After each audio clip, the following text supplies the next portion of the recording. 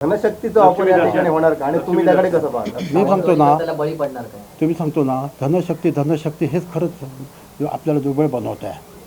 आपली घटना पाहिल्यानंतर असं वाटतं आहे ना की घटनेत अशा प्रकारचं घटनेचं तुम्ही किंवा लोकशाहीची म्हणते ना की तुडजोडीचा तुम्ही प्रयत्न करताय.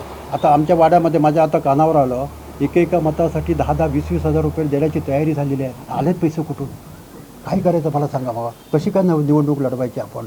10,000 ते 20,000 प्रमाणे रेट लावलेला आहे त्यांनी. हा कसला रेट आहे? हा माणसाचा रेट आहे. माणसं तुमच्या आमच्या सर्वचा रेट बरोबर नाही. हो बरोबर नाही खरं मला वाटतं. कळलं का? आम्ही आयुष्यामध्ये 100-200 रुपयामध्ये निवडणुका लढवल्या आणि आता म्हणता मी एवढं देतो तुम्हाला एवढं देतो. मी आजपर्यंत प्रत्येकाला सांगलं हे विष आहे, हे विष आहे, तुम्ही कोणी ॲक्सेप्ट करू नका. हे प्रत्येकाला मी सांगतो. तुम्ही सांगतो ना धनशक्ती हेच खरंच आपल्याला दुर्बळ बनवत आहे.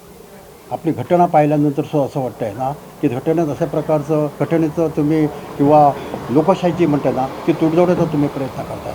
आता आमच्या वाड्यामध्ये माझ्या आता कानावर आलं एकेका मतासाठी 10-10, 20-20 हजार रुपये देण्याची तयारी झालेली आहे. आलेत पैसे कुठून? काय करायचं मला सांगा मग. कशी काय निवडणूक लढवायची आपण? 10,000 ते 20,000 प्रमाणे रेट लावलेला आहे त्यांनी.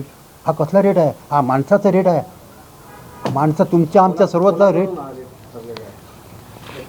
बरोबर नाही. हो बरोबर नाही खरं मला वाटतं. कळलं का? आम्ही आयुष्यामध्ये 100-200 रुपयामध्ये निवडणुका लढवल्या आणि आता म्हणता मी एवढं देतो तुम्हाला एवढं देतो. मी आजपर्यंत प्रत्येकाला सांगलं हे विष आहे, हे विष आहे, तुम्ही कोणी ॲक्सेप्ट करू नका.